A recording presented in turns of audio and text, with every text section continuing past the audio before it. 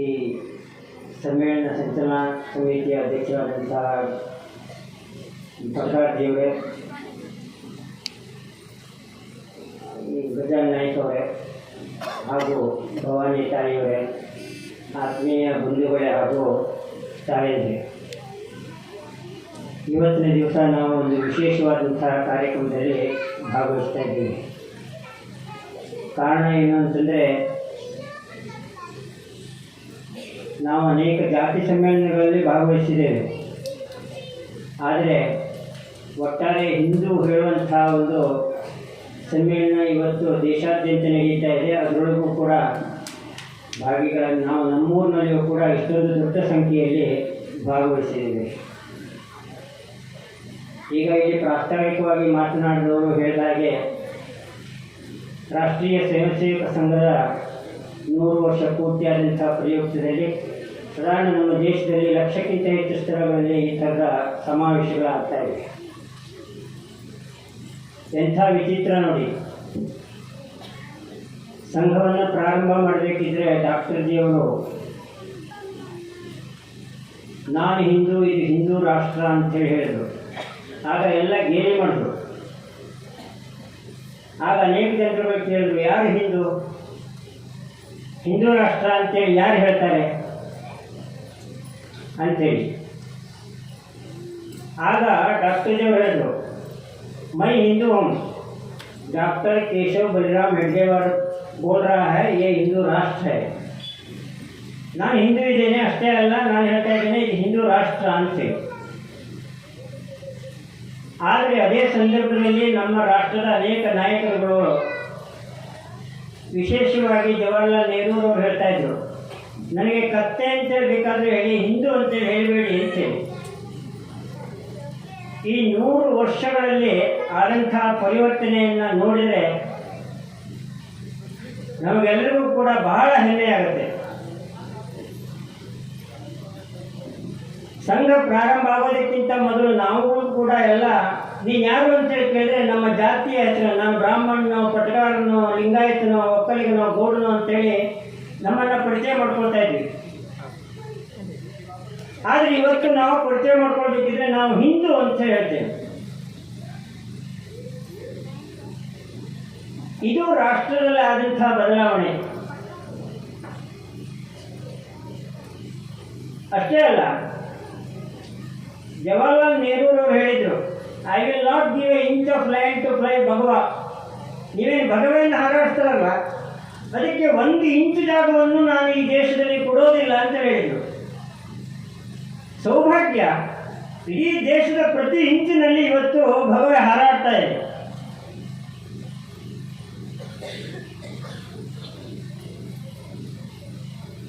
ಅದೇ doctor G ಅವರು 40ನೇ ಇಸ್ವಿಯಲ್ಲಿ ಅವಸಾನ ಆಗ್ತಾರೆ. ಆರೋಗ್ಯ ಚೆನ್ನಾಗಿರೋದಿಲ್ಲ. ಅವರು ಕೊನೆಯದಾಗಿ ಸ್ವಯಂ ಸೇವಕರನ್ನು ಉದ್ದೇಶಿಸಿ ಮಾತನಾಡಬೇಕಿದ್ರೆ ಸಿಂಧು ಪ್ರಾಂತದಲ್ಲಿ 15 ವರ್ಷ ಆಗಿರುತ್ತೆ. 1940ರಲ್ಲಿ ಸಂಘ ಪ್ರಾರಂಭ ಆಗಿ, ಆಗ ಒಂದು ಚಿಕ್ಕ ಹಾಲ್ನಲ್ಲಿ ಇಡೀ ದೇಶದ ಪ್ರಾಂತದ ಎಲ್ಲ ಪ್ರತಿನಿಧಿಗಳು ಅದರೊಳಗೆ ಭಾಗವಹಿಸಿರ್ತಾರೆ. ಡಾಕ್ಟರ್ ಅವರಿಗೆ ತುಂಬ ಸಂತೋಷ ಆಗುತ್ತೆ. ಇವತ್ತು ನಾನು ನನ್ನ ಕಣ್ಣೆದುರಿನಲ್ಲಿ ಒಂದು ಪುಟ್ಟ ಭಾರತವನ್ನು ನೋಡ್ತಾ ಇದ್ದೇನೆ ಅಂತೇಳಿ. ಯಾಕೆಂತಂದರೆ ಪ್ರತಿ ಪ್ರಾಂತದಿಂದ ಅಲ್ಲಿ ಸ್ವಯಂ ಸೇವಕರುಗಳು ಉಪಸ್ಥಿತರಿದ್ದರು. ಇವತ್ತು ಹಾಗಿಲ್ಲ. ಇಡೀ ಭಾರತದಲ್ಲಿ ಸಂಘವನ್ನು ನಾವು ನೋಡ್ತಾ ಇದ್ದೇವೆ. ಚಿಕ್ಕ ಕೋಣೆಯಲ್ಲಿ ಭಾರತವನ್ನು ನೋಡೋದಲ್ಲ, ಇಡೀ ಭಾರತದಲ್ಲಿ ಸಂಘವನ್ನು ನಾವು ನೋಡ್ತಾ ಇದ್ದೇವೆ. ಅಂದರೆ ಒಂದು 100 ವರ್ಷಗಳ ಕಾಲ ನಮ್ಮ ಹಿರಿಯರು ಮಾಡಿದಂತಹ ಒಂದು ಸಾಧನೆಯ ಫಲವಾಗಿ ಇವತ್ತು ನಾವೆಲ್ಲರೂ ಕೂಡ ಹಿಂದೂ ಅಂತೇಳಿ ಹೆಮ್ಮೆಯಿಂದ ಇಲ್ಲಿ ಕೂತ್ಕೊಳ್ಳೋ ಹಾಗಾಗಿದೆ. ಆದರೆ ಈ ಸಂಘವನ್ನು ಪ್ರಾರಂಭ ಮಾಡಬೇಕಿದ್ರೆ ಡಾಕ್ಟರ್ ಜಿ ಅವರು ಅನೇಕ ಸಂಘಟನೆಗಳಲ್ಲಿ ದೇಶದ ಸ್ವಾತಂತ್ರ್ಯಕ್ಕಾಗಿ ಹೋರಾಡಿದರು. ಕ್ರಾಂತಿಕಾರಿಗಳ ಜೊತೆಯಲ್ಲಿ, ಕಾಂಗ್ರೆಸ್ಸಿನ ಜೊತೆಯಲ್ಲಿ, ಎಲ್ಲರ ಜೊತೆಯಲ್ಲಿಯೂ ಕೂಡ ಅವರು ಬೆರೆತರೂ ಅವರಿಗೆ ಸಮಾಧಾನ ಆಗಲಿಲ್ಲ. ಅವರು ಕೊನೆಗೆ ಒಂದು ನಿಷ್ಕರ್ಷಕ್ಕೆ ಬಂದರು. ಏನು ಅಂತಂದರೆ, ಆತ್ಮಯೋರ್ ಆತ್ಮನೋ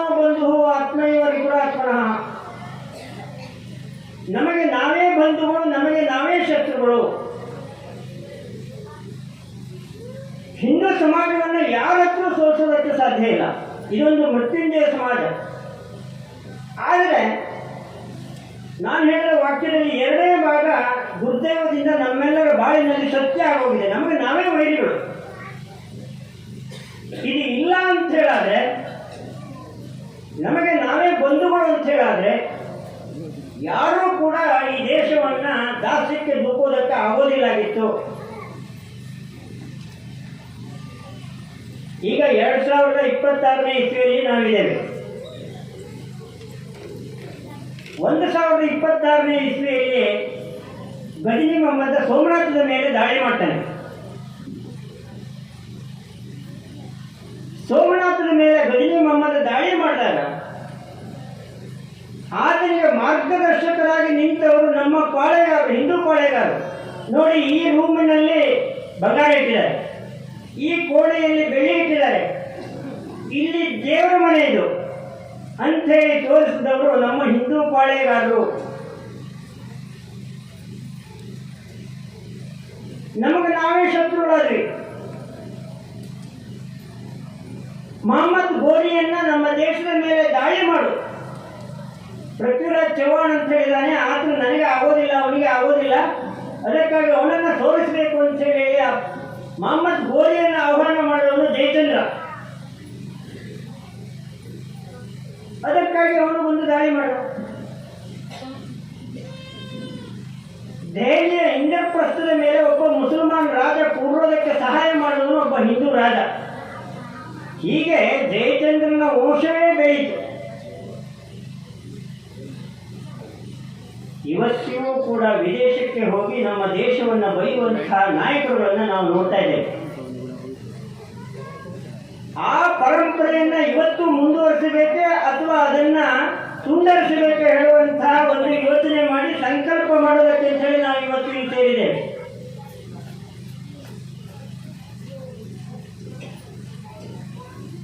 ಅಕ್ಬರ್ನಿಗೆ ಸಹಾಯ ಮಾಡಿದವನು ರಾಜ ಮಾನ್ಸಿಂಗ್. ರಾಜ ಮಾನ್ಸಿಂಗ್ ಮಹಾರಾಣಾ ಪ್ರತಾಪನ ವಿರುದ್ಧ ಯುದ್ಧ ಮಾಡ್ತಾನೆ ಅಕ್ಬರ್ನಿಗಾಗಿ. ಮಹಾರಾಣಾ ಪ್ರತಾಪ್ ಯಾರು, ಅಕ್ಬರ್ ಯಾರು? ಇಷ್ಟೇ ಅಲ್ಲ, ಹಿಂದೂ ದ್ವೇಷಿ, ರಕ್ತ ಪಿಪಾಸು ಔರಂಗಜೇಬನಿಗೆ ಸಹಾಯ ಮಾಡಿದವರು ಮಿರ್ಜಾ ರಾಧಾ ಜಯಸಿಂಗ್ ಮತ್ತು ಜಸ್ವಂತ್ ಸಿಂಗ್. ಇವರಿಬ್ಬರು ಹಿಂದೂ ಸೇನಾಧಿಪತಿಗಳು. ರಾಜ ಜಯಸಿಂಗ್ ಅವನು ಎಷ್ಟು ಕರ್ಮಠ ಇದ್ದ ಅಂತಂದ್ರೆ, ಬೆಳಗ್ಗೆ ಎದ್ದು ಸ್ನಾನ ಮಾಡಿ ಶಿವನ ಪೂಜೆ ಮಾಡಿ ತೀರ್ಥ ಪ್ರಸಾದವನ್ನೆಲ್ಲ ತೆಗೆದುಕೊಂಡು ವೈಯಕ್ತಿಕವಾಗಿ ಅತ್ಯಂತ ಶ್ರೇಷ್ಠ, ಆದರೆ ರಾಷ್ಟ್ರೀಯವಾಗಿ ಸ್ವಲ್ಪವೂ ಕಲ್ಪನೆ ಇಲ್ಲ. ನಮ್ಮ ರಾಷ್ಟ್ರ ಏನಾಗಿ ಹೋಗುತ್ತೆ ಅನ್ನುವಂತಹ ಒಂದು ಚಿಂತನೆಯೂ ಇಲ್ಲ. ಅಂಥವನು ಔರಂಗಜೇಬನಿಗಾಗಿ ಛತ್ರಪತಿ ಶಿವಾಜಿ ಮಹಾರಾಜರ ಮೇಲೆ ದಾಳಿ ಮಾಡಿ ಅವರನ್ನ ಔರಂಗಜೇಬನಿಗೆ ಕೊಡೋದಕ್ಕೆ ಅಂತ ಹೇಳಿ ಅವ್ರ ಮೇಲೆ ದಾಳಿ ಮಾಡ್ತಾರೆ. ಎಂಥ ದುರ್ದೈವ ನೋಡಿ. ಬಕ್ತಿಯಾರ್ ಖಿಲ್ಜಿ ಆತನು ಯುದ್ಧ ಮಾಡ್ತಾ ಹೋಗ್ತಾನೆ. ಎಷ್ಟು ಜನರಿಂದ? 18 ಜನ ಸೈನಿಕರು, ಎರಡೂ ಕೈಯಲ್ಲಿ ಖಡ್ಗ ತಿರುಗಿಸ್ತಾ ಹೋಗ್ತಾರೆ. ಯಾರು ಸಿಕ್ಕಿದ್ರು ಅವರನ್ನು ಅತ್ಯಾಚಾರ ಮಾಡ್ತಾರೆ, ಅವರ ತುಂಡರಿಸ್ತಾರೆ, ಮತಾಂತರ ಮಾಡ್ತಾರೆ, ಗುಡಿ ಗುಂಡಾರಗಳನ್ನು ಕೆಡವುತ್ತಾರೆ, ಗೋಹತ್ಯೆಯನ್ನು ಮುಂದುವರಿಸ್ತಾರೆ. ಹೀಗೆ ಮಾಡ್ತಾ ಮಾಡ್ತಾ ನಳಂದಕ್ಕೆ ಬರ್ತಾರೆ. ಅಲ್ಲಿರುವಂತಹ ವಿದ್ಯಾರ್ಥಿಗಳನ್ನ ಹತ್ಯೆ ಮಾಡ್ತಾರೆ, ಆಚಾರ್ಯರನ್ನ ಕೊಲ್ತಾರೆ. ಅಲ್ಲಿರುವಂತಹ ಗ್ರಂಥ ಭಂಡಾರಕ್ಕೆ ಬೆಂಕಿಯನ್ನು ಇಡ್ತಾರೆ. 6 ತಿಂಗಳ ಕಾಲ ಉಳಿತು ಅಂತ ಹೇಳೋದನ್ನು ನಾವು ಕೇಳ್ತೇವೆ. ಇದು ಎಲ್ಲವೂ ಯಾಕಾಯ್ತು ಅಂತ ಹೇಳಿ ಕೇಳಿದ್ರೆ, ಆತ್ಮೈವ ರಿಪುರಾತ್ಮಃ, ನಮಗೆ ನಾವೇ ಶತ್ರುಗಳು. ಅದನ್ನೆಲ್ಲ ಮರೆತು ನಾವೆಲ್ಲರೂ ಹಿಂದೂ ಅಂತ ಹೇಳುವಂತಹ ಕಾರಣಕ್ಕಾಗಿ ಇವತ್ತು ಒಂದು ದೊಡ್ಡ ಸಂಕಲ್ಪಕ್ಕಾಗಿ ನಾವು ಇಲ್ಲಿ ಸೇರಿದ್ದೇವೆ.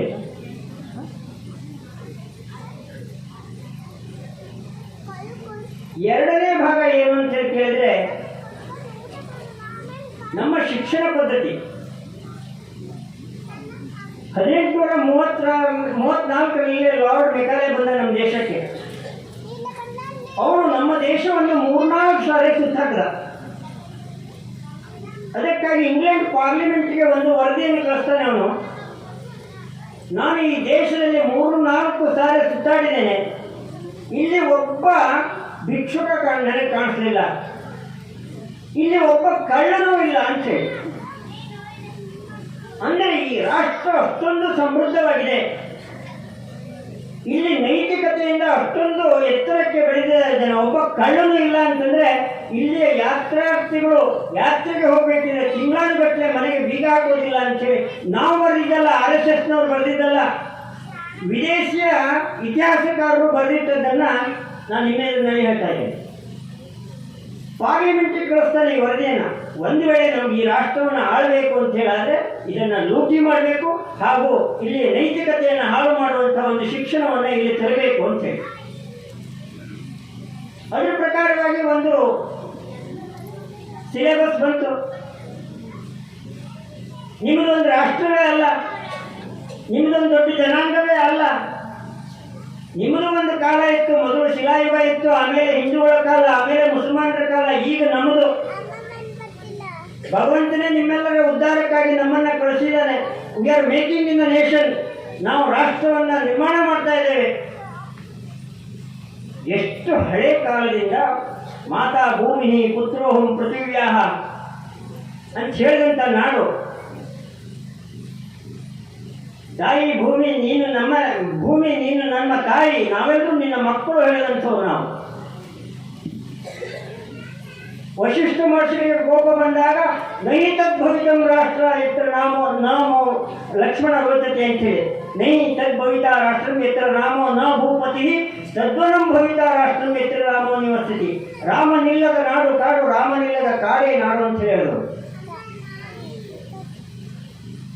ಅಂದ್ರೆ ರಾಮ ಎಲ್ಲಿಗೆ ಹೋಗ್ತಾನೋ ಅದು ಒಂದು ರಾಷ್ಟ್ರ ಆಗತ್ತೆ. ರಾಮನ ಇಲ್ಲಿ ಇಲ್ಲ ಅಂತಂದ್ರೆ ಇದು ರಾಷ್ಟ್ರವೇ ಅಲ್ಲ. ರಾಷ್ಟ್ರದ ಕಲ್ಪನೆ ಎಷ್ಟು ಮೊದಲಿದೆ. We are making in the nation ಇದಲ್ಲ. ವಶಿಷ್ಠ ಮಹರ್ಷಿಗಳು ಹೇಳಿದಂತ ಇದ್ದಿದ್ದು. ಅವರಿಗೂ ಕೋಪ ಬಂದಾಗ ಹೇಳಿದ್ರು. ಜ್ಞಾನಿಗಳಿಗೆ ಕೋಪ ಬಂದಾಗ ಅವರ ಬಾಯಿಂದ ವೇದಾಂತ ಬರುತ್ತೆ ಅಂತ ಹೇಳ್ತಾರೆ. ಯಾವಾಗ ಕೈಕೇಯಿ 3 ವರ ಕೇಳಿದಾಗ ಅವರಿಗೆ ಕೋಪ ಬರುತ್ತೆ. ನಾವು ಕೂಡ ರಾಮನ ಸಂಗಡ ಹೋಗ್ಬಿಡ್ತೇವೆ, ನೀನು ಮತ್ತು ಭರತ ಇಲ್ಲಿ ಇಬ್ಬರೇನೇ ಇರಿ, ಇದು ಒಂದು ಮರುಭೂಮಿ ಆಗುತ್ತೆ, ನಾವು ಅಲ್ಲಿಗೆ ಹೋಗಿ ಎಲ್ಲಿ ಕಾಡಿನಲ್ಲಿ ಇರ್ತಾನೋ ಅದನ್ನು ರಾಷ್ಟ್ರ ಮಾಡ್ತೇವೆ ಅಂತ ಹೇಳ್ತಾರೆ. ಆದರೆ ಇಂಗ್ಲೀಷು ಹೇಳಿದಂತಹ ಒಂದು ಪಠ್ಯಪುಸ್ತಕ ನಾವು ಕೂಡ ಚಿಕ್ಕವರಿದ್ದಾಗ ಶಾಲೆಗೆ ಹೋದಾಗ ಕೇಳುವಲ್ಲ, ಭಾರತ ಒಂದು ಉಪಖಂಡ, ರಾಷ್ಟ್ರಗಳ ಅನೇಕ ರಾಷ್ಟ್ರಗಳು ಸೇರಿ ಭಾರತ ಆಗಿದೆ ಅಂತ ಹೇಳುವಂಥದ್ದು. ಇದನ್ನೆಲ್ಲ ನಾವು ಕಂಠಸ್ಥ ಮಾಡಿಬಿಟ್ವಿ. ಇವತ್ತಿಗೂ ಕೂಡ ಅಕ್ಬರ್ ಇಸ್ ದ ಗ್ರೇಟ್ ಹೇಳೋದನ್ನು ಓದ್ತಾ ಇದ್ದೇವೆ. ಛತ್ರಪತಿ ಶಿವಾಜಿ ಮಹಾರಾಜರ ಬಗ್ಗೆ ಇಲ್ಲ, ಮಹಾರಾಣಾ ಪ್ರತಾಪನ ಬಗ್ಗೆ ಇಲ್ಲ, ಗುರು ಗೋವಿಂದ ಸಿಂಗ್ರ ಬಗ್ಗೆ ಇಲ್ಲ. ರಾಷ್ಟ್ರದ ಯುವ ಜನರಿಗೆ ಪ್ರೇರಣೆ ಕೊಡುವಂತಹ ಯಾವ ಅಂಶವೂ ಇಲ್ಲದೆ ಹೋದಂತಹ ಶಿಕ್ಷಣವನ್ನು ಕಲಿತ ಪರಿಣಾಮವಾಗಿ, ದುರ್ದೈವದಿಂದ ನಮ್ಮಲ್ಲಿಯ ವಿದ್ಯಾವಂತರು ಕೂಡ ಅದನ್ನೇ ನಂಬಿಕೊಂಡ ಪರಿಣಾಮವಾಗಿ ಇವತ್ತು ಈ ದೇಶ ಬಹಳ ಕಷ್ಟದಲ್ಲಿದೆ. ಏನಾದರೂ ಇದರೊಳಗೆ ರಿಪೇರಿ ತರೋದಕ್ಕೆ ಹೋದರೆ ಕೋಮುವಾದಿ ಸಿಲೆಬಸ್ಗಳು ಬರ್ತಾ ಇವೆ ಅಂತ ಹೇಳ್ತಾರೆ, ಕೇಸರೀಕರಣ ಮಾಡ್ತಾ ಇದ್ದಾರೆ ಅಂತ ಹೇಳ್ತಾರೆ. ಈ 2 ಅಂಶಗಳನ್ನು ನಿಮ್ಮ ಎದುರಿನಲ್ಲಿ ನಾನು ಇಟ್ಟಿದ್ದೇನೆ. ಆದರೂ 100 ವರ್ಷ ಆಗಿ ಇವತ್ತು ಲಕ್ಷ ಸಮ್ಮೇಳನಗಳನ್ನ ನಾವು ಮಾಡ್ತಾ ಇದ್ರು ಹಿಂದೂ ಸಮಾಜ ಸಹಸ್ರಾರು ಸಮಸ್ಯೆಗಳನ್ನೇ ಇವತ್ತು ಎದುರಿಸ್ತಾ ಇದೆ. ನಮಗೆ ಸಂತೋಷ ಇಲ್ಲ, ನಮಗೆ ಇನ್ನೂ ದುಃಖ ಇದೆ. ಇವತ್ತು ಲವ್ ಜಿಹಾದ್ ನಡೀತಾ ಇದೆ. ನಮ್ಮನೆ ಹೆಣ್ಣು ಮಕ್ಕಳುಗಳು ಇವತ್ತು ಅಪಹರಣ ಆಗ್ತಾ ಇದ್ದಾರೆ. ದೇಶದಲ್ಲಿ ಅಂಕಿ ಸಂಖ್ಯೆ ಪ್ರಕಾರ 18 ಲಕ್ಷದವರೆಗೆ ಒಂದು ವರ್ಷದಲ್ಲಿ ಇವತ್ತು ಕಾಣೆ ಆಗ್ತಾ ಇದ್ದಾರೆ. ಎಲ್ಲಿಗೆ ಹೋಗ್ತಾ ಇದೆ ಗೊತ್ತಿಲ್ಲ. ಈ ದೇಶದಲ್ಲಿ ಗೋಹತ್ಯೆ ನಡೀತಾ ಇದೆ. ಈ ದೇಶದಲ್ಲಿ ನುಸುಳುಕೋರರು ಬರ್ತಾ ಇದ್ದಾರೆ. ನಾಳೆ ಈ ದೇಶ ಒಳ್ಳೆಯದಾದರೆ ಹಿಂದೂಗಳು ಮಾಡಿದ್ದಾರೆ ಅಂತ ಹೇಳ್ತಾರೆ. ಈ ದೇಶ ಕೆಟ್ಟದ್ದಾಯಿತು ಅಂತ ಹೇಳಿ ಆದರೆ ಹಿಂದೂಗಳು ಕಾರಣ ಅಂತ ಹೇಳ್ತಾರೆ. ಯಾಕೆಂತಂದರೆ ಹಿಂದೂ ಸಮಾಜ ಪುತ್ರರೂಪಿ ಸಮಾಜ. ಇದು ಇದಕ್ಕೆ ಮತ್ತೆ ಯಾರೂ ಕೂಡ ಬಾಧ್ಯಸ್ಥರಲ್ಲ. ಇದು ಒಳ್ಳೆಯದಾದ್ರೂ ಇದು ಹಿಂದೂಗಳಿಂದ, ಕೆಟ್ಟದ್ದಾದ್ರೂ ಹಿಂದೂಗಳಿಂದ. ಅದಕ್ಕಾಗಿ ನಾವೆಲ್ಲರೂ ಕೂಡ ಸಂಕಲ್ಪ ಮಾಡಬೇಕಾದದ್ದೇನು ಅಂತಂದರೆ ಈ ದೇಶವನ್ನು ಮೇಲೆತ್ತುವಂಥ ಕೆಲಸ. ಮುಸಲ್ಕೋರರು ಬರ್ತಾ ಇದ್ದಾರೆ. ಇವತ್ತು 5 ಕೋಟಿ ಮುಸಲ್ಮಾನರು ಇವತ್ತು ಹೊರಗಿನಿಂದ ಬಂದು ಇಲ್ಲಿ ಠಿಕಾಣಿ ಹೊಂದಿದ್ದಾರೆ. ಇವತ್ತು ನಾವು ಇರಾನ್ ಬಗ್ಗೆ ಕೇಳ್ತಾ ಇದ್ದೇವೆ, ಯುದ್ಧಗಳು ನಡೀತಾ ಇವೆ. ಇರಾನು ಇದೊಂದು ವರ್ಷೀಯ ರಾಷ್ಟ್ರ. ಇಲ್ಲಿ ಮುಸಲ್ಕೋರರು ಬಂದರು ಒಂದು 500 ಜನ. 60-70 ವರ್ಷಗಳಿಂದ ಇವತ್ತು ಅಲ್ಲಿ ಪರ್ಷಿಯನ್ರೇ ಇಲ್ಲ, ಎಲ್ಲರೂ ಮುಸಲ್ಮಾನರಾದರು. ಕೇವಲ 500 ಜನರು ಬಂದು ಮಾಡಿದಂಥ ಕೆಲಸ, ಮತಾಂತರ ಮಾಡಿದ್ರು, ಅಲ್ಲಿ ಹತ್ಯೆ ಮಾಡಿದ್ರು, ಅವರೆಲ್ಲರೂ ಊರು ಬಿಟ್ಟು ಓಡೋ ಹಾಗಾಗಿ ಮಾಡಿದ್ರು. ಇರಾನನ್ನು ನಿರ್ಮಾಣ ಮಾಡಿದ್ರು. ನಮ್ಮ ದೇಶದಲ್ಲಿ 5 ಕೋಟಿ ಮುಸಲ್ಮಾನರು ಬಂದು ಕೂತಿದ್ದಾರೆ. 500 ಜನ ಅಲ್ಲ.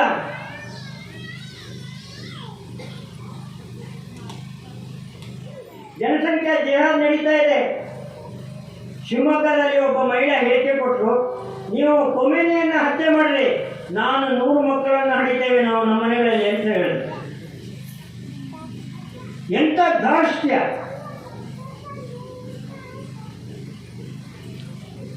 ಇದರ ಬಗ್ಗೆ ನಾವು ಇವತ್ತು ಯೋಚನೆ ಮಾಡಬೇಕಾಗಿದೆ. ನಾವು ಅಂದ್ಕೊಂಡಷ್ಟು ಸುಲಭ ಇಲ್ಲ. ಗೋಹತ್ಯೆ ನಿರಂತರವಾಗಿ ನಡೀತಾ ಇದೆ, ಮತಾಂತರ ನಡೀತಾ ಇದೆ.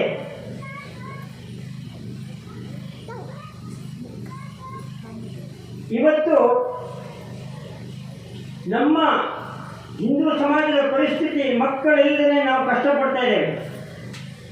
ನಮ್ಮ ಮಕ್ಕಳುಗಳು ವಿದ್ಯಾಭ್ಯಾಸವನ್ನು ಮಾಡಿದ್ದಾರೆ, ಇಂಜಿನಿಯರ್ ಆಗಿದ್ದಾರೆ, ಡಾಕ್ಟರ್ ಆಗಿದ್ದಾರೆ. ಯಲ್ಲಾಪುರದ ಒಬ್ಬ ಹುಡುಗ ಬೆಂಗಳೂರಿಗೋ ಅಥವಾ ಡೆಲ್ಲಿಗೋ ಹೋದರೆ ಆತನ ಅಪ್ಪ ಅಮ್ಮ ಇಲ್ಲಿದ್ದಾರೆ. ಅಪ್ಪ ಅಮ್ಮ ವಯಸ್ಸಾಗಿದೆ, ಅವರು ಕರೀತಾರೆ ಮಗನ, ಬಾ ಇಲ್ಲಿ ಮಗನೇ, ನನ್ನ ಹತ್ರ ಆಗೋದಿಲ್ಲ ಅಂತೇಳಿ. ಅಪ್ಪ ನಮ್ಮನೇಲಿ ಎಷ್ಟು ಅಡಿಕೆ ಆಗುತ್ತೆ ಅಂತ ಹೇಳ್ತಾರೆ. ಇವರು ಹೆಮ್ಮೆಯಿಂದ ಹೇಳ್ತಾರೆ, ಒಂದು 50 ಕ್ವಿಂಟಲ್ ಆಗುತ್ತೆ, 100 ಕ್ವಿಂಟಲ್ ಅಡಿಕೆ ಆಗುತ್ತೆ, ನಮ್ಗೇನೂ ತೊಂದರೆ ಇಲ್ಲ ಬಾ ಅಂತೇಳಿ. ಅದಕ್ಕೆ ಎಷ್ಟಾಗುತ್ತೆ ಹಣ? ಒಂದು 25, 30, 50 ಲಕ್ಷ ರೂಪಾಯಿ ಆಗುತ್ತೆ. ಅಪ್ಪ ನಾನು 3 ತಿಂಗಳಲ್ಲಿ ಅದನ್ನು ದುಡಿದ್ಬಿಡ್ತೇನೆ, ಅಪ್ಪ ಅಮ್ಮ ಇಬ್ಬರು ಇಲ್ಲೇ ಬನ್ನಿ ಅಂತ ಹೇಳ್ತಾರೆ. ಆಗ ಇಲ್ಲಿಯ ಅಪ್ಪ ಅಮ್ಮ ಒಂದು ಅಡ್ವರ್ಟೈಸ್ಮೆಂಟ್ ಕೊಡ್ತಾರೆ, ನಮ್ಮ ಜಮೀನು ಇಂಥ ಸ್ಥಳದಲ್ಲಿದೆ, ಇಷ್ಟು ಎಕರೆ ಇದೆ, ನಾನು ಅದನ್ನು ಮಾರಾಟ ಮಾಡ್ತಾ ಇದ್ದೇನೆ ಅಂತೇಳಿ. दूरवाणी बರುತ್ತೆ, हेडे जी आपका जमीन बेच रहे हैं क्या, मैं आता हूँ. ಮುಸಲ್ಮಾನರ ಫೋನ್ ಬರ್ತಾ ಇದೆ. ಸ್ವಾತಂತ್ರ್ಯಕ್ಕಾಗಿ ಹೋರಾಡಿದ್ವಿ 47ರಲ್ಲಿ. ಮುಸಲ್ಮಾನರು ಹೋರಾಡಿದ್ರು ನಮ್ಮ ಜೊತೆಯಲ್ಲಿ, ಆದರೆ ಅವ್ರ ದೇಶವನ್ನು ಅವರು ಕಿತ್ಕೊಂಡು, ನಾವು ತೆಗೆದುಕೊಂಡಂತಹ ದೇಶವನ್ನು ಇವತ್ತು ರೆಕಾರ್ಡ್ ಉತ್ತರ ಪ್ರಕಾರವಾಗಿ ಮುಸಲ್ಮಾನರ ಕೈಯಲ್ಲಿ ಕೊಡ್ತಾ ಇದ್ದೇವೆ. ಇದನ್ನು ಯೋಚನೆ ಮಾಡಬೇಕು ನಾವು.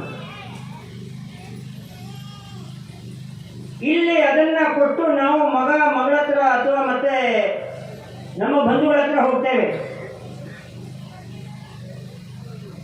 ಭೂಮಿ ನಮ್ಮ ಕೈಯಲ್ಲಿಲ್ಲ, ನಾವು ಚಾಕರಿಗಳವರು. ಡಾಕ್ಟರ್ ಹೌದು, ಇಂಜಿನಿಯರ್ ಹೌದು, ನಮ್ಮ ಕೈಯಲ್ಲಿ ಭೂಮಿ ಇಲ್ಲ. ಅದಕ್ಕಾಗಿ ನೀವೆಲ್ಲರೂ ನೌಕರಿ ಮಾಡ್ರಿ, ನಾವು ಸರ್ಕಾರ ಮಾಡ್ತೇವೆ ಅಂತ ಹೇಳ್ತಾ ಇದ್ದಾರೆ.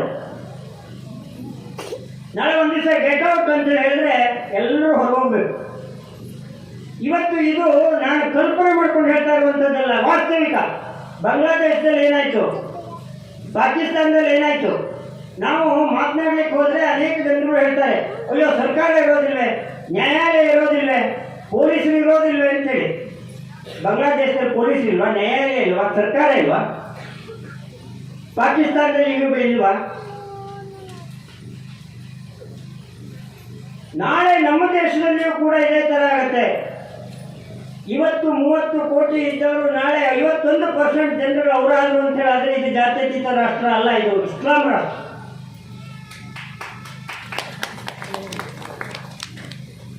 ನೀವು ಹೆಮ್ಮೆಯಿಂದ ಕಪ್ಪಾಳೆ ತಟ್ಟಿದ್ರು, ದುಃಖದಿಂದ ತಟ್ಟಿದ್ರು ಗೊತ್ತಿಲ್ಲ ನನಗೆ. ವಾಸ್ತವಿಕ ಸಂಗತಿ ಇದ್ರ ಬಗ್ಗೆ ಗಂಭೀರವಾಗಿ ಆಲೋಚನೆ ಮಾಡಬೇಕು ನಾವು. ಅನೇಕ ಜನರಿಗೆ ಅನಿಸುತ್ತೆ ಇವರು ಮಾತನಾಡಿದ್ರೆ ಇದನ್ನೇ ಹೇಳ್ತಾರಲ್ಲ ಅಂತೇಳಿ. ನಮಗೆ ಮಲಗಿದ್ರೆ ನಿದ್ದೆ ಬರೋದಿಲ್ಲ, ಆ ಪರಿಸ್ಥಿತಿ ಇವತ್ತು ನಿರ್ಮಾಣ ಆಗಿದೆ. ಎಲ್ಲೋ ಒಬ್ಬ ವ್ಯಕ್ತಿ ಸತ್ತರೆ ಇಲ್ಲಿ ಗಲಾಟೆ ಮಾಡ್ತಾರೆ.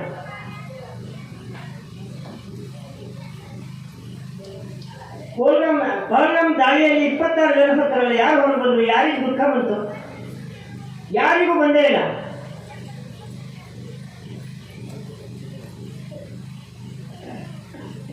ಇದೆಲ್ಲವೂ ಕೂಡ ಇವತ್ತು ನಮ್ಮ ಕೊನೆಯಲ್ಲಿರುವಂತಹ ಸಮಸ್ಯೆ. ಹಾಗಾದ್ರೆ ಇದಕ್ಕೆಲ್ಲ ಹೆದರ್ಕೊಂಡು ನಾವು ಕೂತ್ಕೋಬೇಕೆ? ಆ ಪರಿಸ್ಥಿತಿ ಇಲ್ಲ.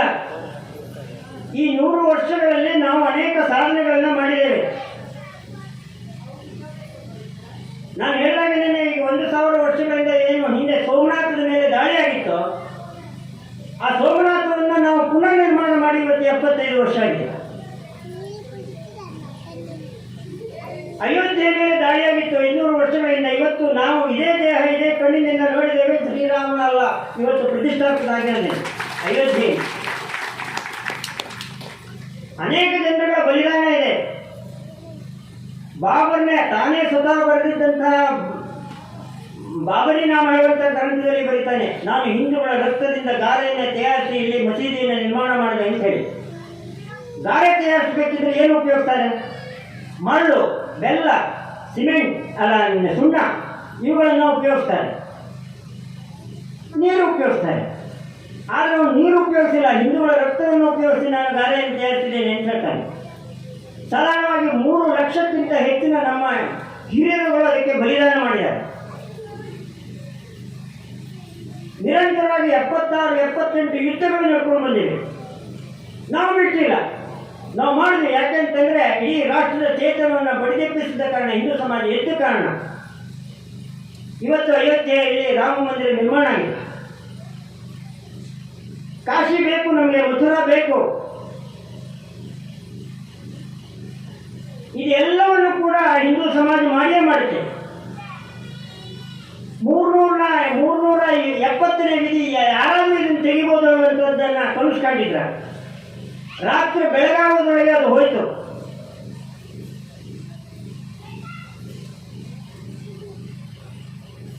ಹಾಗಾದ್ರೆ ನಮ್ಮ ದೇಶದ ಏನು ದೇವಸ್ಥಾನಗಳನ್ನ ಇವತ್ತು ಸರ್ಕಾರ ತನ್ನ ಕೈಯಲ್ಲಿ ತೆಗೆದುಕೊಂಡಿದೆ, ಅದು ನಮಗೆ ಬೇಡವೇ?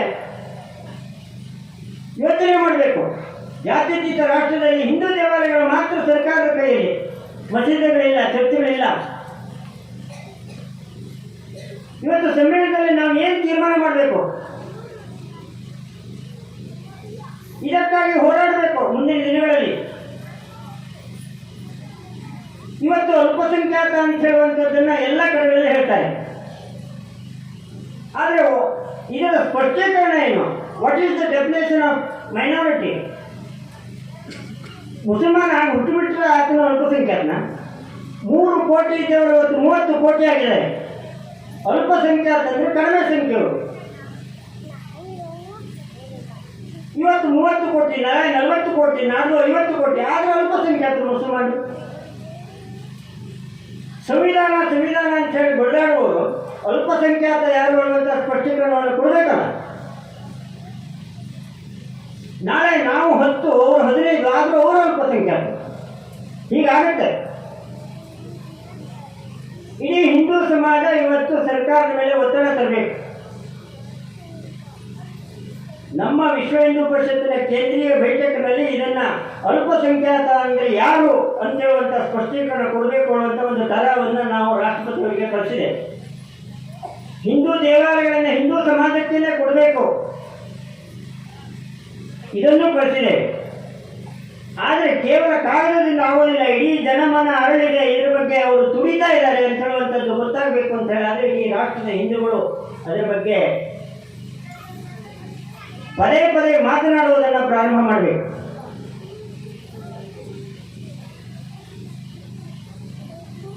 ಇವತ್ತು ಅನೇಕ ಹಿಂದೂ ಪರವಾದಂತಹ ಕೆಲಸ ಚಟುವಟಿಕೆಗಳು ನಡೀತಾ ಇದೆ. ಅದಕ್ಕಾಗಿ ಬೇರೆಯವರೆಲ್ಲರೂ ಕೂಡ ಮೈಪಡಿಸ್ಕೊಳ್ತಾ ಇದ್ದಾರೆ.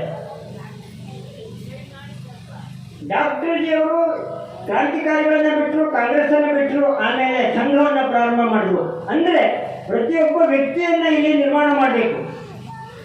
ಇದು ಒಂದು ಗುಣವಂತ, ಶೀಲವಂತ, ಪ್ರಾಮಾಣಿಕ, ದೇಶಭಕ್ತ, ಸ್ವಾಭಿಮಾನಿ ಹಿಂದೂ ಸಮಾಜವನ್ನು ನಾನು ನಿರ್ಮಾಣ ಮಾಡಬೇಕು ಅಂತ ಹೇಳಿ ಸಂಘವನ್ನು ಪ್ರಾರಂಭ ಮಾಡಿ ಶಾಖಾ ಪದ್ಧತಿಯನ್ನು ತಂದು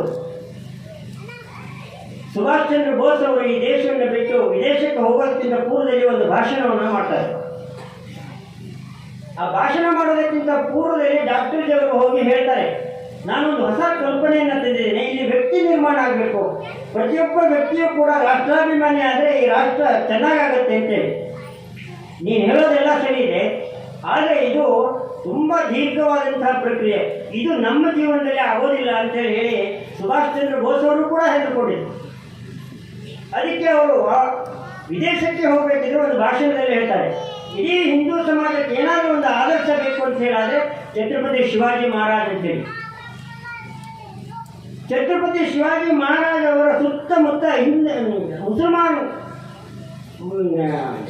ನವಾಬರುಗಳ ಆಡಳಿತವನ್ನು ಮಾಡ್ತಾ ಇದ್ರು.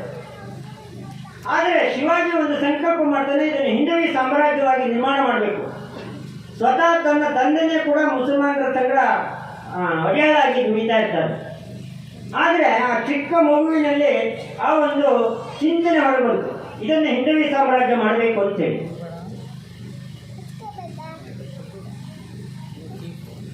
ಡಾಕ್ಟರ್ ಜಿಯವರು ಸುಭಾಷ್ ಚಂದ್ರ ಬೋಸ್ರ ಭಾಷಣವನ್ನು ಕೇಳಿದ ನಂತರ ಯೋಚನೆ ಮಾಡ್ತಾರೆ, ಅವರು ಮಹಾರಾಷ್ಟ್ರದವರು, ಇವರು ಮಹಾರಾಷ್ಟ್ರದವರು. ಛತ್ರಪತಿ ಶಿವಾಜಿಯ ಜೀವನ ಚರಿತ್ರೆಯನ್ನು ಓದಿದ ನಂತರ ಅವರಿಗೆ ಅನಿಸುತ್ತೆ, ಹಿಂದವಿ ಸಾಮ್ರಾಜ್ಯವನ್ನು ನಿರ್ಮಾಣ ಮಾಡುವಂತಹ ಪೂರ್ವದಲ್ಲಿ ಮಾವಳಿಗಳನ್ನು ಒಟ್ಟಿಗೆ ಸೇರಿಸಿ ಆಟ ಆಡಿಸ್ತಾ ಇದ್ರು ಛತ್ರಪತಿ ಶಿವಾಜಿ ಮಹಾರಾಜ್. ನೀವು ಮುಸಲ್ಮಾನರು, ನೀವು ಮಾವಳಿಗಳು, ನೀವು ಮರಾಠರು, ನಿಮಗೆ ಇಬ್ಬರಿಗೂ ಕೂಡ ಯುದ್ಧ ಆಗುತ್ತೆ. ಆದರೆ ಗೆಲ್ಲುವವರು ನೀವು ಮರಾಠಿಗಳು, ಅವರು ಯಾವಾಗಲೂ ಸೋಲುವವರು. ಇದನ್ನು ದಿನನಿತ್ಯ ಆಡ್ಸೋದು, ಯಾವಾಗ ಆಟ ಆಡಿದ್ರು ಮುಸಲ್ಮಾನರು ಸೋಲುವವರು, ಮಾವಳಿಗಳು ಗೆಲ್ಲುವವರು. ಇದೇ ಆ ಮಕ್ಕಳಲ್ಲಿ ಬೆಳೆದು ಬಂತು. ಯುದ್ಧ ಮಾಡ್ತಾ ಮಾಡ್ತಾ ಮಾಡ್ತಾ ಮಾಡ್ತಾ ಮುಸಲ್ಮಾನರು ಸೋಲೋರು. ಇವತ್ತು ಡಾಕ್ಟರ್ ಜಿ ಅವರು ಶಾಖೆಗಳಲ್ಲಿ ಮಕ್ಕಳನ್ನು ಆಡಿಸ್ತಾರೆ, ಏನು ಅವರಿಗೆ ಸೂರ್ಯ ನಮಸ್ಕಾರ ಮಾಡ್ತಾರೆ, ದಂಡ, ಕಬಡ್ಡಿ, ಹೀಗೆ ಶಾರೀರಿಕವಾಗಿ ಅವರನ್ನು ಸಿದ್ಧ ಮಾಡುವಂಥದ್ದು, ಹಾಡುಗಳನ್ನು ಹೇಳುವಂಥದ್ದು, ಶ್ಲೋಕಗಳನ್ನು ಹೇಳುವಂಥದ್ದು, ಭಾಷಣಗಳನ್ನು ಮಾಡುವಂಥದ್ದು, ಇದರಿಂದ ಅವರಿಗೆ ಭೌತಿಕವಾಗಿ ಸಿದ್ಧ ಮಾಡ್ತಾರೆ. ಪ್ರವಾಸ ಮಾಡಲಿಕ್ಕೆ ಹೇಳುವಂಥದ್ದು, ಬೈಠಕ್ ತೆಗೆದುಕೊಳ್ಳಿಕ್ಕೆ ಹೇಳುವಂಥದ್ದು, ಕಾರ್ಯಕ್ರಮಗಳನ್ನು ನಡೆಸುವಂಥದ್ದು, ಇಡೀ ಸಮಾಜದಲ್ಲಿ ಬೆರೆಯುವ ಹಾಗೆ ಒಬ್ಬ ವ್ಯಕ್ತಿಯ ವ್ಯಕ್ತಿತ್ವವನ್ನು ಪೂರ್ತಿಯಾಗಿ ನಿರ್ಮಾಣ ಮಾಡುವಂತಹ ಒಂದು ಕಲೆಯನ್ನು ಡಾಕ್ಟರ್ ಜಿ ಅವರು ಶಾಖೆಯಲ್ಲಿ ತಂದರು. ಇದರ ಪರಿಣಾಮವಾಗಿ ಇವತ್ತು ನಾವು ರಾಷ್ಟ್ರದಲ್ಲಿ 100 ವರ್ಷಗಳಾದರೂ ಕೂಡ ಅತ್ಯಂತ ಸಮಾಜದಿಂದ ನಾವೆಲ್ಲರೂ ಕೂಡ ಹಿಂದೂ ಹೇಳುವಂಥ ಒಂದು ವಾತಾವರಣ ಇವತ್ತು ನಿರ್ಮಾಣ ಆಗಿದೆ. ಅದಕ್ಕಾಗಿ ನಾವು ಯಾರೂ ಕೂಡ ಹೆದರುವಂಥ ಪ್ರಶ್ನೆ ಇಲ್ಲ. ನಾನು ಅನೇಕ ಸಮಸ್ಯೆಗಳನ್ನು ನಿಮ್ಮ ಎದುರಿನಲ್ಲಿ ಹೇಳಿದ್ದೇನೆ. ಇವತ್ತು ಲವ್ ಜಿಹಾದ್ ಆಗ್ತಾ ಇದೆ, ನಮ್ಮ ಮನೆ ಮಗಳು ಓಡೋಗ್ತಾ ಇದ್ದಾಳೆ ಅಂತಂದರೆ ಅದಕ್ಕೆ ನಮ್ಮದು ಕೂಡ ಒಂದಷ್ಟು ಹೊಣೆ ಇದೆ. ಈ ದೇಶದಲ್ಲಿ ದಾಳಿ ಆದ ನಂತರ ಈ ದೇಶದಲ್ಲಿ ಸಂಸ್ಕಾರ ಕೊಡುವಂತಹ ಭಾಗ ಕಡಿಮೆ ಆಯಿತು. ಸ್ವತಃ ನಮಗೆ ಸಂಸ್ಕಾರ ಇಲ್ಲ, ಆ ಪರಿಸ್ಥಿತಿಯಲ್ಲಿ ನಾವು ಬಂದು ನಿಂತಿದ್ದೇವೆ. ಆಂಧ್ರದಲ್ಲಿ ಒಂದು ನುಡಿಗಟ್ಟನ್ನು ಹೇಳ್ತಾರೆ, ಉಡಿ, ಒಡಿ ಮತ್ತು ಗುಡಿ ಅಂತೇಳಿ. ಉಡಿ ಅಂತಂದರೆ ತಾಯಿಯ ಮಡಿಲು, ಮನೆಯ ಮೊದಲ ಪಾಠಶಾಲೆ, ಜನನಿ ತಾನೇ ಮೊದಲ ಗುರು ಅಂತೇಳಿ. ಮಕ್ಕಳಿಗೆ ತಾಯಿಯಿಂದ ಸಂಸ್ಕಾರ ಸಿಗಬೇಕು. ಅದಾದ ನಂತರ ಎರಡನೇ ಭಾಗ ಸಂಸ್ಕಾರ ಸಿಗೋದು ಶಾಲೆಗಳಲ್ಲಿ. ಶಾಲೆಗಳಲ್ಲಿ ಸಿಗಬೇಕು ಅಂತಂದರೆ ನಾನು ಈಗಲೇ ಹೇಳಿದ್ದೇನೆ, ಸಿಲೆಬಸ್ ಹೇಗಿರುತ್ತೆ ಅಂತಂದರೆ, ನೀನು ಬಳೆ ಇಟ್ಕೊಂಡು ಬರಬೇಡ, ಕುಂಕುಮ ಇಟ್ಕೊಂಡು ಬರಬೇಡ, ನೀನು ಹೂ ಮುಡ್ಕೊಂಡು ಬರಬೇಡ, ನೀನು ಅಕಬರ್ನ ಕಥೆಯನ್ನು ಓದು, ಈ ಥರದಲ್ಲಿ ಸಿಲೆಬಸ್ಗಳಿವೆ. ಇವತ್ತು ಶಾಲೆಯಲ್ಲೂ ಕೂಡ ಸಂಸ್ಕಾರ ಸಿಗೋದಿಲ್ಲ. ಯಾರಾದರೂ ಶಿಕ್ಷಕರಿದ್ದರೆ ಕ್ಷಮಿಸಬೇಕು. ಗುಡಿ, ನಮ್ಮ ದೇವಸ್ಥಾನಗಳು, ಅದು ಒಂದು ಸಂಸ್ಕಾರ ಕೇಂದ್ರ ಆಗಿತ್ತು. ಆದರೆ ನಾವು ದೇವಸ್ಥಾನಕ್ಕೆ ಹೋಗೋದಿಲ್ವೇ?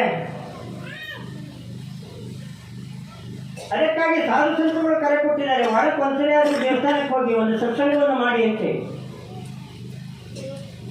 ಇದೆಲ್ಲವೂ ಕೂಡ ನಾವು ಸಿದ್ಧ ಆಗೋದಕ್ಕೆ, ಆನಂತರ ಮಕ್ಕಳಿಗೆ ಬರುತ್ತೆ ಅಂತೇಳಿ. ಇದು ಸಾವಿರಾರು ವರ್ಷಗಳಿಂದ ರಾಜ್ಯಕ್ಕೆ ಹೋದಂತಹ ಹಿಂದೂ ಸಮಾಜ ಇವತ್ತು ಸಾವಿರಾರು ವರ್ಷ ದುಡಿಬೇಕಾಗಿದೆ. ಹೀಗೆ ನಾವು ಹೆದರುವಂಥ ಪ್ರಶ್ನೆ ಇಲ್ಲ. ಅದಕ್ಕಾಗಿ ಈ ಶತಾಬ್ದಿ ವರ್ಷದಲ್ಲಿ ಸಂಘ ಒಂದು 3-4 ಅಂಶಗಳನ್ನು ಹಿಂದೂ ಸಮಾಜದ ಎದುರಿನಲ್ಲಿ ಇಡ್ತಾ ಇದೆ. ಕುಟುಂಬ ಪ್ರಬೋಧನ, ನಮ್ಮ ಮನೆಯನ್ನು ನಾವು ಭದ್ರಗೊಳಿಸಬೇಕು. ಒಂದು ರಾಷ್ಟ್ರದ ಸಣ್ಣ ಯೂನಿಟ್, ಇಕಾಯಿ ಅಂತಂದರೆ ಕುಟುಂಬ, ಮನೆ. ಮನೆಯಲ್ಲಿ ಅಪ್ಪ ಅಮ್ಮ ಇರ್ತಾರೆ, ಮಕ್ಕಳು ಇರ್ತಾರೆ, ಮೊಮ್ಮಕ್ಕಳು ಇರ್ತಾರೆ, ಎಲ್ಲರೂ ರಕ್ತ ಸಂಬಂಧಿಗಳು. ಒಂದು ರಾಷ್ಟ್ರದಲ್ಲಿಯೂ ಕೂಡ ಒಂದು ಭೂಮಿ ಇರುತ್ತೆ, ಒಂದು ಸಮಾಜ ಇರುತ್ತೆ, ಆ ಸಮಾಜಕ್ಕೆ ಒಂದು ಸಂಸ್ಕೃತಿ ಇರುತ್ತೆ. ನಾವು ಮನೆಗಳಲ್ಲಿ ನಮ್ಮದು ರಕ್ತ ಸಂಬಂಧಿಗಳಿರ್ತೇವೆ. ಆ ಮನೆಗೆ ಸಂಬಂಧಪಟ್ಟಂಥ ಒಂದು ಪರಂಪರೆ ಇರುತ್ತೆ, ಮನೆಗೆ ಸಂಬಂಧಪಟ್ಟಂಥ ಒಂದು ಜಾಗ ಇರುತ್ತೆ, ಮನೆಯ ಅಂಗಳ, ಈ ಥರ ಒಂದು ಜಾಗ. ಅದಕ್ಕಾಗಿ ಇವುಗಳನ್ನ ಸೇರಿಸಿ ಒಂದು ಪುಟ್ಟ ರಾಷ್ಟ್ರ ಅಂತೇಳಿ ನಾವು ನಮ್ಮ ಮನೆಯನ್ನು ಗಣಿಸಿದ್ದೇವೆ. ಇದನ್ನು ನಾವು ಭದ್ರ ಮಾಡಿದರೆ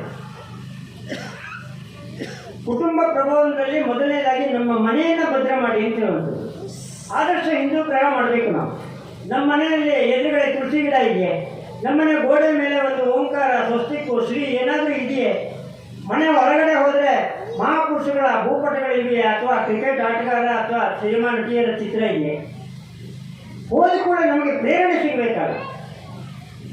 ಅದಕ್ಕಾಗಿ ಸಂಸ್ಕಾರ ಎಲ್ಲ ದೃಷ್ಟಿಯಿಂದ ಆಗುತ್ತೆ. ದೃಶ್ಯ ಸಂಸ್ಕಾರ, ಶ್ರವಣ ಸಂಸ್ಕಾರ, ನೋಡಿದ ಕೂಡ ನನ್ನ ಹಬ್ಬ ಅಂತೇಳಿ ಅನಿಸ್ಬೇಕು. ನಮ್ಮ ಮನೆ ಟೇಬಲ್ ಮೇಲೆ ಯಾವ ಪುಸ್ತಕಗಳಿವೆ, ಅಯ್ಯೋ ನಮ್ಮ ಮುಖ್ಯ ಅತಿಥಿ ನಮ್ಮ ಫ್ರೆಂಡ್ ಬಂದ್ಬಿಟ್ಟ, ಇದನ್ನು ಮುಚ್ಚಿಡಬೇಕು ಅಂತ ಹೇಳುವಂಥದ್ದು ಇರುತ್ತೋ, ಅಥವಾ ಯಾರು ಬಂದರೂ ಓದಿದೆ ಅಂತ ಹೇಳುವಂಥ ಪುಸ್ತಕ ಇರುತ್ತೆ. ರಾಮಾಯಣ, ಮಹಾಭಾರತ, ಭಗವದ್ಗೀತೆ. ನಮ್ಮ ಗುರುಗಳಂತೂ ಒದ್ದಾಡ್ತಾ ಇದ್ದಾರೆ, ಎಲ್ಲರೂ ಮನೆಗಳಲ್ಲಿ ಭಗವದ್ಗೀತೆಯನ್ನು ಹೇಳಿ ಅಂತೇಳಿ. ಸಂಸ್ಕಾರ ಇಲ್ಲಿಂದ ಪ್ರಾರಂಭ ಆಗಬೇಕು. ಮನೆಯಲ್ಲಿ ಎಲ್ಲರೂ ಒಟ್ಟಿಗೆ ನಾವು ಊಟ ಮಾಡ್ತೇವೆ, 3 ಸತ್ತು ನಾವು ಕೂಡ್ತಿದ್ದೇವೆ, ಆದರೆ ಒಂದು ಹೊತ್ತಾದರೂ ನಾವು ಒಟ್ಟಿಗೆ ಊಟ ಮಾಡೋದು. ಇವತ್ತು ನಮ್ಮ ಮಗ ಕಾಲೇಜಿಗೆ ಹೋಗಿದ್ದಾನೋ, ಅಥವಾ ಡ್ರಿಂಕ್ ಏನಾದರೂ ಅಡಿಕ್ಟ್ ಆಗಿದ್ದಾನೋ, ಅಥವಾ ಏನಾಗಿದ್ದಾನೆ ನಮ್ಗೆ ಗೊತ್ತಾಗ್ತಾ ಇಲ್ಲ. ಅಪ್ಪ ಊಟ ಕೂತಾಗ ಮಗ ಊಟಕ್ಕೆ ಬರೋದಿಲ್ಲ, ಮಗಳು ಊಟಕ್ಕೆ ಬರೋದಿಲ್ಲ. ಕಡ್ಡಾಯವಾಗಿ ಬರಬೇಕು, ಒಂದು ಹೊತ್ತು ಎಲ್ಲರೂ ಒಟ್ಟಾಗಿ ಅನೌಪಚಾರಿಕವಾಗಿ ಊಟ ಮಾಡಬೇಕು. ಮಗಳೇ ಇವತ್ತು ಕ್ಲಾಸಿಗೆ ಹೋಗಿದ್ಯಾ, ಯಾರು ಪ್ರೊಫೆಸರ್ ಬಂದಿದ್ರು, ಏನು ಪಾಠ ಓದಿದ್ರು, ಯಾವ್ಯಾವ ಮಿತ್ರರನ್ನ ಭೇಟಿ ಮಾಡಿದೆ, ಇದು ಇವತ್ತು ನಾವು ಗಮನ ಕೊಡೋದು ಅಂತ ಹೇಳ್ತೇವೆ. ಇದು ನಡೀತಾ ಇಲ್ಲ, ಗಮನ ಕೊಡಬೇಕು. ಸಂಜೆ ಒಂದು 10 ನಿಮಿಷ ಎಲ್ಲರೂ ಒಟ್ಟಾಗಿ ಭಜನೆಯನ್ನು ಮಾಡ್ಬೋದೆ. ಮತ್ತು ಆದರ್ಶ ಹಿಂದೂ ಪ್ರಭಾವ ನಮ್ಮದು ಮಾಡಬೇಕು ಅಂತ ಹೇಳಿದ್ರೆ ಇದು ತಪಸ್ಸು. ಇದನ್ನು ಮಾಡದೇನೆ ನೋ ಆಲ್ಟರ್ನೇಟಿವ್, ನಾವು ಏನು ಮಾಡೋದಕ್ಕೆ ಸಾಧ್ಯ ಇಲ್ಲ. ಸುಲಭ ದಾರಿ ಇಲ್ಲ ಈ ರಾಷ್ಟ್ರವನ್ನು ಕಟ್ಟೋದಕ್ಕೆ. ಇನ್ನು ಸ್ವದೇಶಿ ವಸ್ತುಗಳನ್ನೇ ಬಳಸಬೇಕು. ನಮಗೆ ಅದನ್ನು ಟ್ಯಾಕ್ಸ್ ಹಾಕ್ತೇನೆ, ಇದನ್ನು ಟ್ಯಾಕ್ಸ್ ಹಾಕ್ತೇನೆ ಅಂತೇಳಿ ಬೇರೆ ದೇಶದವರು ಹೆದರಿಸ್ತಾರೆ. ನಾವು ನಮ್ಮ ಮನೆಯಲ್ಲಿದ್ದದ್ದನ್ನೇ ನಾವು ಉಪಯೋಗಿಸ್ತೇವೆ, ನಮ್ಮ ದೇಶದಲ್ಲಿ ಇದ್ದದ್ದನ್ನೇ ಉಪಯೋಗಿಸ್ತೇವೆ ಅಂತಂದರೆ ಯಾರೂ ನಮ್ಮನ್ನು ಹೆದರಿಸೋದಕ್ಕೆ ಸಾಧ್ಯ ಆಗೋದಿಲ್ಲ.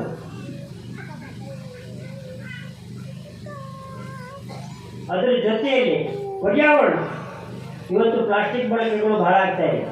ನೀರುಗಳನ್ನು ಎಷ್ಟು ಉಪಯೋಗಿಸ್ಬೇಕು ಅಂತೇಳಿ ಗೊತ್ತಿಲ್ಲ. ವಾಯು ಮಾಲಿನ್ಯ ತಡೆಗಟ್ಟೋದಕ್ಕೆ ಆಗ್ತಾ ಇಲ್ಲ. ಮರಗಳನ್ನು ಕಡಿದು ಹೇಳ್ತಾ ಇದೆ. ಇವತ್ತು ಇಲ್ಲಿ ಪ್ರಾಸ್ತಾವಿಕ ಮಾತನಾಡುವವರು ಹೇಳಿದ್ರು, ನಮಗೂ ಅದು ದೇವರು, ಇದು ದೇವರು ಅಂತೇಳಿ.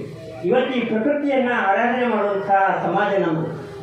ಇಲ್ಲಿ ನಾವು ಮರದಲ್ಲಿ ದೇವರನ್ನು ಕಂಡಿದ್ವಿ, ಮಣ್ಣಿನಲ್ಲಿ, ನೀರಿನಲ್ಲಿ, ಗಾಳಿಯಲ್ಲಿ, ಬೆಂಕಿಯಲ್ಲಿ, ಎಲ್ಲದರಲ್ಲೂ ಅಂದರೆ ಪ್ರಕೃತಿಯಲ್ಲಿ ನಾವು ದೇವರನ್ನು ಕಂಡಂಥವ್ರು. ಪ್ರಕೃತಿಗೂ ನಮಗೂ ಒಂದು ಏನಾದರೂ ಒಂದು ಸಂಘರ್ಷ ನಡೆದರೆ ನಾನು ಹೋಗಬೇಕೇ ವಿನಃ ಪ್ರಕೃತಿ ಹೋಗಬೇಕು ಅಂತೇಳಿ ಬಯಸಿದವರು ಯಾರೂ ಇಲ್ಲ. ನಾನು ಹೋದರೆ ಪ್ರಕೃತಿ ಉಳಿಯುತ್ತೆ, ಪ್ರಕೃತಿನೇ ಹೋದರೆ ನಾನು ಉಳಿಯೋದಿಲ್ಲ, ಪ್ರಕೃತಿನೂ ಉಳಿಯುತ್ತೆ. ಹೀಗಾಗುತ್ತೆ. ಅದಕ್ಕಾಗಿ ಪ್ರಕೃತಿಯಲ್ಲಿ ದೈವವನ್ನು ಕಂಡಂತಹ ಹಿಂದೂ ಸಮಾಜ ಇವತ್ತು ದುರ್ದೈವದಿಂದ ಅದರೊಳಗೆ ದ್ರವ್ಯವನ್ನು ಕಂಡುಬಿಟ್ಟಿದೆ. ಈ ಮರ ಕಡಿದು ಮಾರಾಟ ಮಾಡಿದ್ರೆ ಎಷ್ಟು ಹಣ ಬರುತ್ತೆ? ಈ ಮಣ್ಣನ್ನು ಮಾರಾಟ ಮಾಡಿದ್ರೆ, ನಾವು ಬಳ್ಳಾರಿಯಿಂದ ಗಡಿದಂಡುಗಳು ಅಂತ ಹೇಳ್ತೇವೆ, ಈ ಮಣ್ಣನ್ನು ಮಾರಾಟ ಮಾಡಿದ್ರೆ ಎಷ್ಟು ದುಡ್ಡು ಬರುತ್ತೆ? ಇವತ್ತು ಬಸ್ ಸ್ಟ್ಯಾಂಡಿಗೆ ಹೋದರೆ ನೀರನ್ನು ಬಾಟಲಿಯಲ್ಲಿ ತುಂಬ ಮಾರಾಟ ಮಾಡಿ ಗಂಗಾ ಮಾತೆಯನ್ನು, ಈ ಗಂಗಾ ಮಾತೆಯನ್ನು ಮಾರಾಟ ಮಾಡಿದ್ರೆ ಎಷ್ಟು ದುಡ್ಡು ಬರುತ್ತೆ? ಈ ಗೋವನ್ನು ನಾವು ಪೂಜಿಸ್ತಾ ಇದ್ದೀವಿ, ಇದನ್ನು ಕಡಿದು ಮಾರಾಟ ಮಾಡಿದ್ರೆ ಎಷ್ಟು ದುಡ್ಡು ಬರುತ್ತೆ? ಅಂದರೆ ಯಾವುದರೊಳಗೆ ದ್ರವ್ಯವನ್ನು ಕಂಡಿದ್ದು ಅದರೊಳಗೆ ದೈವವನ್ನು ಕಂಡಿದ್ದು ಅದರೊಳಗೆ ದ್ರವ್ಯವನ್ನು ಕಾಣ್ತಾ ಇದ್ದೇವೆ.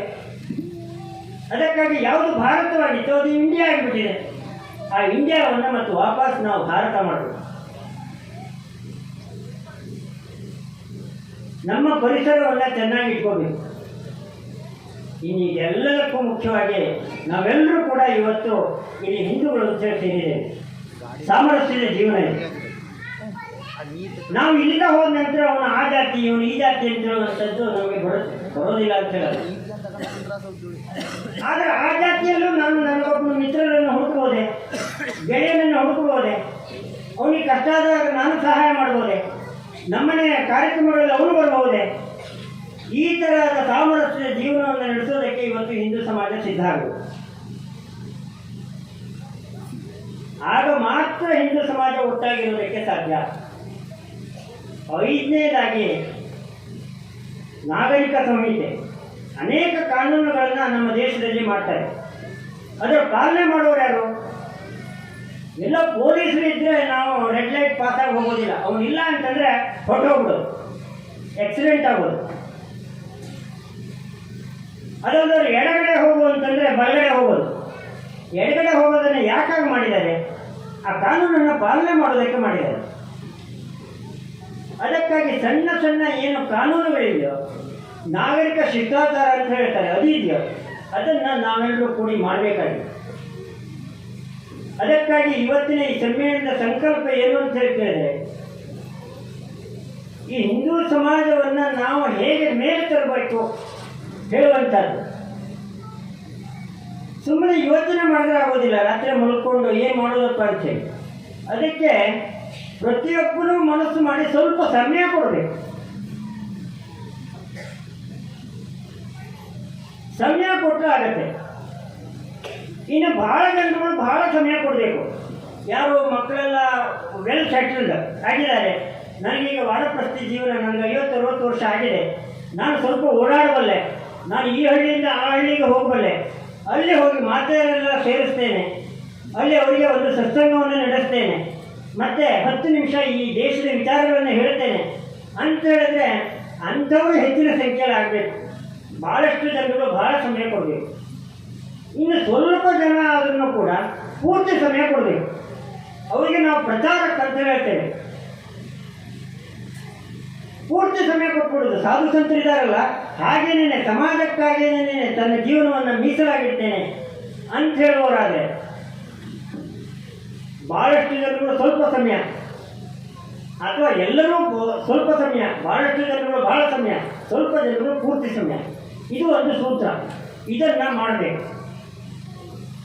ಇದು ಮಾಡಿದರೆ ನನಗನ್ಸುತ್ತೆ ವಿಶ್ವ ಗಗನ ಪರ ತಿರ್ಸೆ ಗೂಂಜೆ ಭಾರತ ಮಾತಾ ಕಿ ಜೈ ಜೈ. ಈ ವಿಶ್ವ ಗಗನದಲ್ಲಿ ಭಾರತ ಮಾತೆಯ ಜೈಕಾರ ಮತ್ತೊಂದು ಸರಿ ಗೂಂಜ್ ಅಂದರೆ ಗುಡುಗೋದಕ್ಕೆ ಪ್ರಾರಂಭ ಆಗುತ್ತೆ. ಅದಕ್ಕಾಗಿ ನಿರ್ಭೀತರಾಗಿ ನಾವೆಲ್ಲರೂ ಕೂಡ ಮುನ್ನುಗ್ಗಬೇಕು. ಆ ಕಾರಣಕ್ಕಾಗಿ ಇವತ್ತು ನಾವೆಲ್ಲರೂ ಕೂಡ ಸಂಕಲ್ಪವನ್ನು ಮಾಡೋಣ. ಭಾರತ ಮಾತೆಯನ್ನು ಮತ್ತೊಮ್ಮೆ ವೈಭವ ಶಿಖರಕ್ಕೆ ತೆಗೆದುಕೊಂಡು ಹೋಗೋದಕ್ಕೆ ನಾವೆಲ್ಲರೂ ತನುಮನದಿಂದ ಅಂತೇಳಿ ಹಾಡಿನಲ್ಲಿ ಹೇಳಿದಾಗೇನೆ ನಾವು ಅದನ್ನು ನಮ್ಮ ಜೀವನದಲ್ಲಿ ಸಾಕಾರಗೊಳಿಸೋಣ. ವಿಜಯ ನಮ್ಮದೇನೆ, ವಿಜಯ ನಮ್ಮದೇನೆ, ವಿಜಯ ನಮ್ಮದೇನೆ. ಜೈ ಶ್ರೀರಾಮ್. ಇವತ್ತಿನ ಸಮಾವೇಶದ ಸಂದೇಶವನ್ನು ನಮ್ಮೆಲ್ಲರಿಗೂ ನೀಡಿದಂತಹ ಶ್ರೀಯುತ ವಿಶ್ವ ಹಿಂದೂ ಪರಿಷತ್ ಉತ್ತರ ಪ್ರಾಂತದ ಉಪಾಧ್ಯಕ್ಷರಾಗಿ ಕಾರ್ಯವನ್ನು ನಿರ್ವಹಿಸುತ್ತಿರುವಂತಹ ಗಂಗಾಧರ ಹೆಗಡೆಯವರಿಗೆ ಧನ್ಯವಾದಗಳು. ಈಗಿನ ಸಮಯ ಹಿಂದೂ ಸಮಾಜ ಎನ್ನುವುದು ನಾನಾ ವಿಧ ಜಾತಿ ಧರ್ಮಗಳೊಂದಿಗೆ, ವಿವಿಧ ಭಾಷೆ, ವಿವಿಧ ಪಂಥ ಪಂಗಡಗಳೊಂದಿಗೆ ಇರುವುದು ಧರ್ಮ. ಕಿರಾಣಿ ಅಂಗಡಿಯಲ್ಲಿ ಯಾವ ರೀತಿ ಕಿರಾಣಿ ಕಿರಾಣಿ ಅಂತ ಇರಲ್ಲ, ಬೇರೆ ಬೇರೆ ಸಾಮಾನು ಸೇರಿದ ಕಿರಾಣಿ ಆಗುತ್ತೆ. ಆ ರೀತಿಯಲ್ಲಿ ನಮ್ಮ ಈ ಭಾಗದಲ್ಲಿರುವಂತಹ ವಿವಿಧ ಸಮಾಜದವರನ್ನು ಗೌರವಿಸುವ ಸಂದರ್ಭ ಈಗ ಗೌರವ ಸನ್ಮಾನ. ಅದಕ್ಕೋಸ್ಕರ ನಾವು ಸಮಾಜದ ಪ್ರತಿ ಸಮಾಜದ ಒಬ್ಬೊಬ್ಬರನ್ನ ಗುರುತಿಸಿದ್ದೀವಿ. ಆ ಸಮಾಜದ ಸನ್ಮಾನ ಕಾರ್ಯಕ್ರಮ ಈಗ ನಮ್ಮ ಎದುರುಗಡೆ.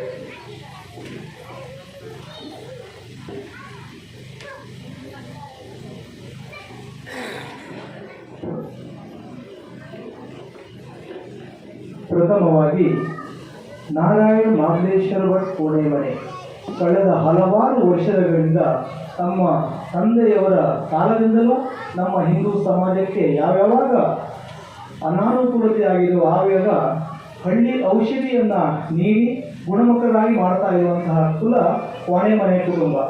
ನಾರಾಯಣ ಭಟ್ರು ದಯವಿಟ್ಟು ವೇದಿಕೆ ಮೇಲೆ ಬರಬೇಕು ಅಂತ ನಾವು ಕೇಳ್ಕೊಳ್ತಾ ಇದ್ದೀವಿ. ನಾರಾಯಣ ಭಟ್ ಕೋಣೆಮನೆ.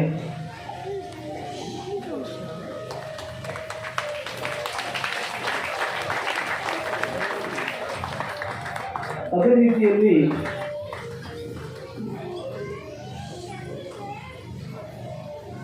ಮಹಾದೇವ್ ರಾಮ ನಾಯ್ಕ್ ಹುಚ್ಚು ಕುಂದಿ ನಾಯಿಯ ಕಡಿತದಿಂದ ನರಳುತ್ತಿರುವಂತಹ ಮನುಷ್ಯರನ್ನ ಹಾಗೂ ದನಗಳಿಗೆ ಸಂಜೀವನಿಯಾಗಿ ಕಾರ್ಯವನ್ನ ಮಾಡುತ್ತಾ ಎಲೆಮರೆಯ ಕಾಯಿಯಂತೆ ಕಾರ್ಯನಿರ್ವಹಿಸ್ತಾ ಇರುವಂಥವರು ಚೌಡಿಕೆರೆಯ ಮಹಾದೇವ್ ರಾಮ ನಾಯ್ಕ್. ಅದೆಷ್ಟೋ ವರ್ಷಗಳಿಂದ ನಾಯಿ ಕಡಿತಕ್ಕೆ ಅವರು ಸವಾಲನ್ನು ತೆಗೆದುಕೊಂಡಿದ್ದಾರೆ. ನಾಯಿ ಕಡಿತದಲ್ಲಿ ತಮ್ಮ ಈ ಔಷಧಿಯಿಂದ ಗುಣಮುಖ ಆಗುತ್ತೆ ಎನ್ನುವಂತಹ ಆತ್ಮವಿಶ್ವಾಸದಿಂದ ಔಷಧವನ್ನು ನೀಡುತ್ತಾ ಹಿಂದೂ ಸಮಾಜವನ್ನು ರಕ್ಷಿಸ್ತಾ ಇರುವಂಥವರು ಮಹಾದೇವ್ ರಾಮ ನಾಯ್ಕ್. ಅದೇ ರೀತಿಯಲ್ಲಿ ನಾವು ಉಮೇಶ್ ಮರಾಠಿ ಅವರನ್ನು ಸಹಿತ ವಿಷ ಜಂತುಗಳ ಅವರನ್ನು ಸಹಿತ ಆಹ್ವಾನಿಸಿದ್ವಿ. ಉಮೇಶ್ ಮರಾಠಿ ಮುರ್ಕಂಡ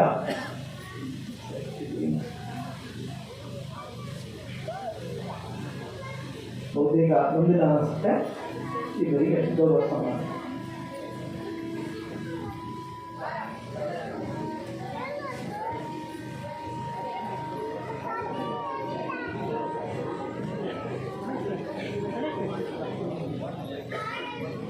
ವೇದಿಕೆಯ ಮೇಲೆ ವೇದಾಂತ ನಾಯ್ಕ ಮತ್ತು ಸನ್ಮಾನ ಮಾಡಬೇಕು.